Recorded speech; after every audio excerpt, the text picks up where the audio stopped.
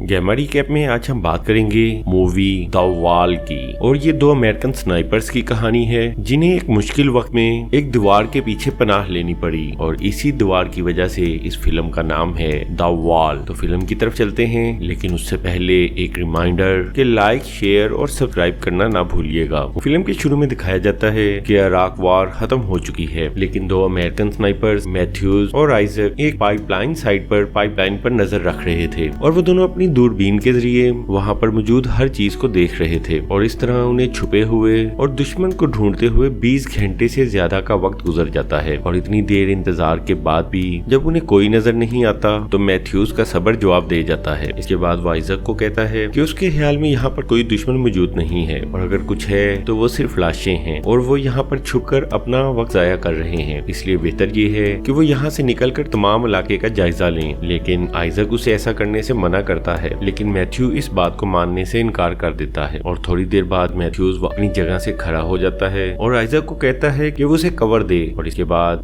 वो पाइपलाइन के करीब जाकर हालात का मुआयना करता है और जब मैथ्यूज पाइपलाइन के पास पहुंचता है तो वो देखता है कि वहाँ हर तरफ लाशें ही लाशें हैं। इसी तरह ही मैथ्यूज काफी आगे चला जाता है, जबकि आइजक उसे कहता है कि वो उसे अपनी दूरबीन से सही तरीके से देख नहीं पा रहा। असल में ये दूरबीन आइजक के एक दोस्त डीन की थी जो कि एक हमले में मारा गया था और आइजक ने ये दूरबीन उसकी निशानी के तौर पर अपने पास रख ली थी। इसके बाद मैथ्यूज वहाँ मौजूद डेड बॉडीज को गौर से देखता है तो उसे पता चलता है कि हर आदमी को बेहतरीन अंदाज में शूट किया गया है और ये काम यकीनन कोई बहुत अच्छा स्नाइपर ही कर सकता था। ये सोचते ही मैथ्यूज वहाँ पर स्नाइपर को ढूंढने की कोशिश करने लगता है और जब वो इस बारे में आइजक को बताता है तो आइजक उसे फौरन ही वापस आने के लिए कहता है। लेकिन इससे पहले कि मैथ्यूज वापस आता, वहाँ मौजूद स्नाइपर ने मैथ्यूज पर फायर कर दिया और गोली मैथ्यूज के पेट में जाकर लगी और इसके साथ ही मैथ्यूज वहीं गिर जाता है। ये देखते ही आइजक मैथ्यूज को बचाने के लिए जिग-जैग करता हुआ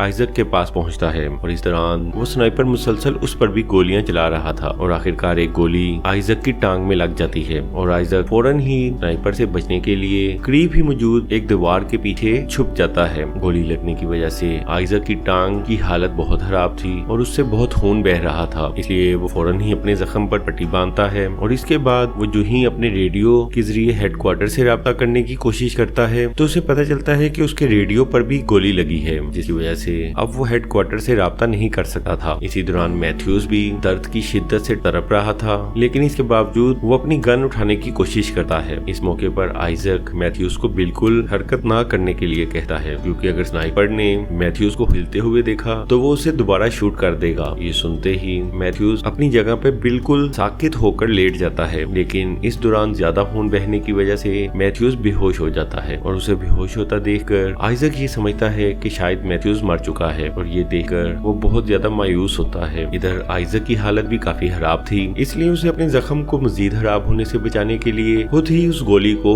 अपनी टांग से निकालना पड़ता है और ऐसा करते वक्त वो दर्द की शिद्दत से बेहोश हो जाता है। लेकिन थोड़ी ही देर बाद रेडियो पर आने वाली कुछ आवाजों से वो दोबारा होश में आ जाता है और रेडियो पर आने वाली आवाजों से वो ये समझता है कि हेडक्वार्टर से उससे राब्ता किया जा रहा है और वो फौरन हेडक्वार्टर को अपनी हेल्प के लिए कहता है। ये सुनते ही दूसरी तरफ से रेडियो पर कहा जाता है कि रेस्क्यू मिशन वहाँ पहुँच चुका है, लेकिन आइजक उन्हें कहीं नजर नहीं आ रहा, इसलिए वो अपनी जगह से खड़ा हो और हवा में फायर करे ताकि रेस्क्यू टीम को उसकी लोकेशन के बारे में पता चल सके। लेकिन ये बात सुनते ही आइजक शक में पड़ जाता है, क्योंकि अपनी जगह से खड़े होना स्नाइपर ट्रेनिंग की खुल्लम खुल्ला खिलाफ वर्जी थी। इसके साथ ही आइजक ये भी नोट करता है कि दूसरी तरफ मौजूद आदमी का लहजा अमेरिकन नहीं है और इसके बाद आइजक को यकीन हो जाता है कि ये असल में वही स्नाइपर है जिसने मैथ्यूज और उसे शूट किया है और अब वो उसकी लोकेशन इसलिए जानना चाहता है ताकि उसे शूट करके खत्म कर सके। और ये सोचते ही आइजक उसे कहता है कि तुम असल में वही स्नाइपर हो जिसने अभी मुझे मारने की कोशिश की है, जिस पर वो स्नाइपर फौरन ही मान जाता है। साथ ही वो आइजक को कहता है कि अगर वो जिंदा रहना चाहता है तो वो रेडियो पर उससे बातें करता रहे। इसी वक्त आइजक नोट करता है कि मैथ्यूज अभी मरा नहीं है, बल्कि वो सिर्फ बेहोश था। और ये देखते ही आइजक फौरन ही उस स्नाइपर से बातें करना शुरू कर देता है ताकि उसका ध्यान मैथ्यूज की तरफ ना जाए। इसके बाद वो काफी देर आपस में बात करते रहते हैं और वो स्नाइपर आइजक से पूछता है कि तुम स्नाइपर क्यों बने और तुम्हारी फैमिली में कितने मेंबर्स हैं। और आइजक उसका ध्यान मैथ्यूज की तरफ ना जाने देने के लिए उसके हर सवाल का जवाब देता जाता है। इसके बाद आइजक उससे पूछता है कि वो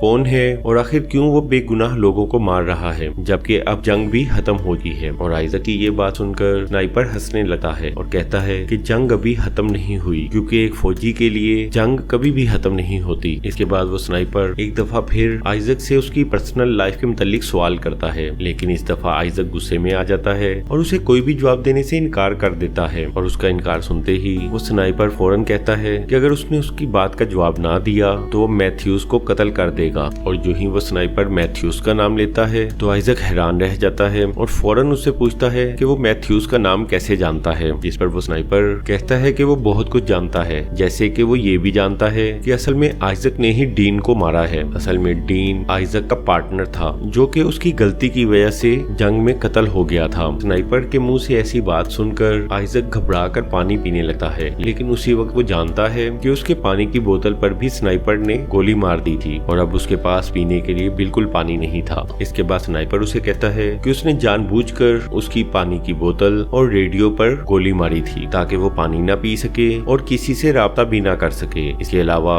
उसने उसकी टांग पर भी जानबूझकर गोली मारी थी ताकि वो वहाँ से जा भी ना सके और वो वहीं पर तड़प तड़प कर मरे। ये सुनकर आइजक उसे कहता है कि तुम एक बहुत बड़े टेररिस्ट हो, जिस पर वो स्नाइपर आइजक की बात पर हंसना शुरू कर देता है और कहता है कि तुम हमारे मुल्क में आए हो और तुम हमारे मुल्क में बंदूकों के साथ आए हो और तुम ही बेगुनाह लोगों को मार रहे हो, इसलिए असल टेररिस्ट तुम लोग हो। इन्हीं बातों के दौरान आइजक अपनी दूरबीन से बहुत बड़े कचरे के ढेर को देखता है और वो अंदाजा लगाता है कि यकीनन स्नाइपर वहीं पर होगा। और उसकी लोकेशन के बारे में अंदाजा लगाते ही आइजक को ये भी अंदाजा हो जाता है कि ये यकीनन बहुत खतरनाक स्नाइपर है, क्योंकि ऐसी लोकेशन पर इतनी ज्यादा देर तक छुपे रहना और परफेक्ट निशाना लगाना किसी आम स्नाइपर के बस की बात नहीं है। और ये सोचते ही आइजक उससे पूछता है कि क्या तुम जुबा हो, जिस पर वो स्नाइपर इनकार कर देता है। इसके बाद आइजक उससे दोबारा पूछता है कि कहीं ऐसा तो नहीं कि पहले तुम यूएस आर्मी के साथ थे और अब तुम उन्हीं के खिलाफ जंग लड़ रहे हो,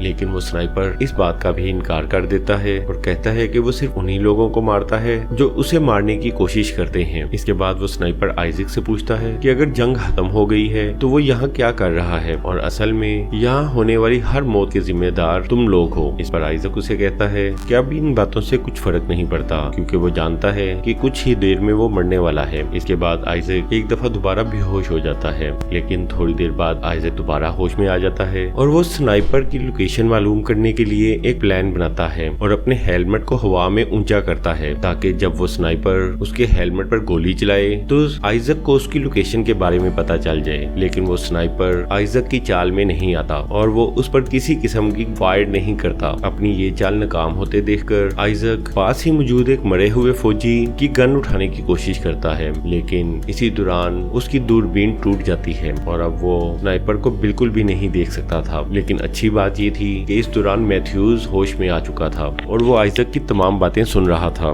मैथ्यूज को होश में आते देखकर आइजक उसे बताता है कि वो स्नाइपर कचरे के ढेर के पीछे है और किसी तरीके से मैथ्यूज उसकी सही लोकेशन पता करे। जबकि इस दौरान आइजक उससे बातचीत करके उसका ध्यान दूसरी तरफ लगाने की कोशिश करेगा। इसके बाद आइजक अपने पास मौजूद एक छोटे से आईने के साथ स्नाइपर की लोकेशन मालूम करने की कोशिश करता है और इस दौरान उसे डिस्ट्रैक्ट करने के लिए आइजक मुसलसल उससे बातें करता है और वो स्नाइपर उसे बताता है कि किसी जमाने में वो एक टीचर था, लेकिन अमेरिकन हमले में उसके स्टूडेंट्स मारे गए, जिसके बदले में वो अमेरिकन फौजियों को कत्ल कर रहा है। और उसी वक्त कुदरत आइजक और मैथ्यूज की मदद करती है और रेगिस्तान में बहुत तेज हवा चलती है जिससे हर तरफ रेत ही रेत हो जाती है और इस उड़ती रेत का फायदा उठाकर मैथ्यूज अपनी गन तक पहुंचने की कोशिश करता है और अपनी गन पकड़ने के बाद मैथ्यूज स्नाइपर की लोकेशन पर फायर करता है और फौरन ही वो स्नाइपर भी मैथ्यूज पर फायर कर देता है और उसकी गोली मैथ्यूज के हाथ पर लगती है। अब मैथ्यूज मजीद गन नहीं चला सकता था, इसलिए वो अपनी जान बचाने के लिए रेंगते हुए आइजक की तरफ जाने की कोशिश करता है, लेकिन उसी वक्त स्नाइपर एक और फायर करता है और ये गोली मैथ्यूज की जिंदगी का खात्मा कर देती है। मैथ्यूज को मरते देखकर आइजक बिल्कुल मायूस हो जाता है। इस मौके पर वो स्नाइपर एक दफा दोबारा आइजक से पूछता है कि आखिर वो इराक में क्या कर रहा है, जिस पर आइजक उसे जवाब देता है कि वो अब इराक में मजीद नहीं रहना चाहता बल्कि वो अपनी फैमिली के पास वापस जाना चाहता है। जिस पर वो स्नाइपर कहता है कि वो किसी भी सूरत में आइजक को वहाँ से नहीं जाने देगा और अगर आइजक चाहता है कि वो जिंदा रहे तो वो उसे अपने बारे में मजीद कुछ बताए। जिस पर आइजक उसे बताता है कि असल में डीन उसी ही की गलती की वजह से मरा था। असल में दुश्मन पर गोली चलाते वक्त वो गलती से डीन को निशाना बना बैठा। उसी वक्त आइजक को अपने रेडियो पर कुछ आवाजें आती हैं और वो सुनता है कि हेडक्वार्टर से उससे राब्ते की कोशिश की जा रही है, लेकिन रेडियो के टूटे होने की वजह से वो सिर्फ उनकी आवाज सुन सकता था, लेकिन उन्हें कोई जवाब नहीं दे सकता था। इस मौके पर आइजक को ये बात समझ आ जाती है कि यहाँ मौजूद हर आदमी को इस स्नाइपर ने पहले ही कत्ल कर दिया था। इसके बाद उसी स्नाइपर ने हेडक्वार्टर से राब्ता करके खुद ही रेस्क्यू मिशन भेजने के लिए कहा था और ये उस स्नाइपर की चाल थी जिसकी मदद से वो एक के बाद एक रेस्क्यू टीम को मार रहा था। और इसके बाद आइजक एक दफा दोबारा बेहोश हो जाता है और जब आइजक को दोबारा होश आती है तो उस वक्त शाम हो चुकी थी और वो ये सोचकर कि हो सकता है कि अब स्नाइपर वहाँ से जा चुका हो या फिर वो रिलैक्स कर रहा हो, वो फौरन ही मैथ्यूज की राइफल पकड़कर स्नाइपर की तरफ फायर करने लगता है। लेकिन इससे पहले कि वो फायर करता,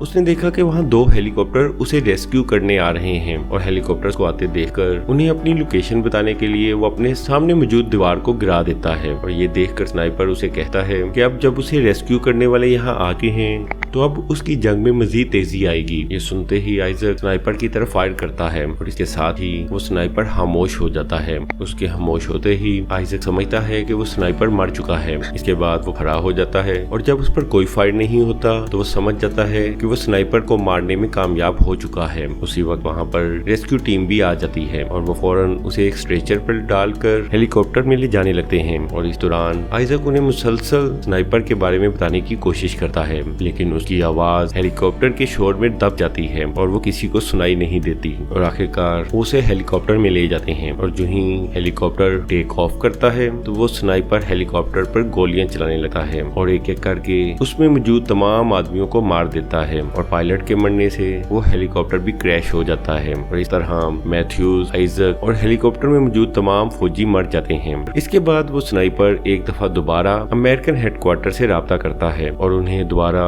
एक रेस्क्यू टीम भेजने के लिए कहता है ताकि वो अपनी जंग जारी रखे। और इसके साथ ही इस फिल्म का एंड हो जाता है।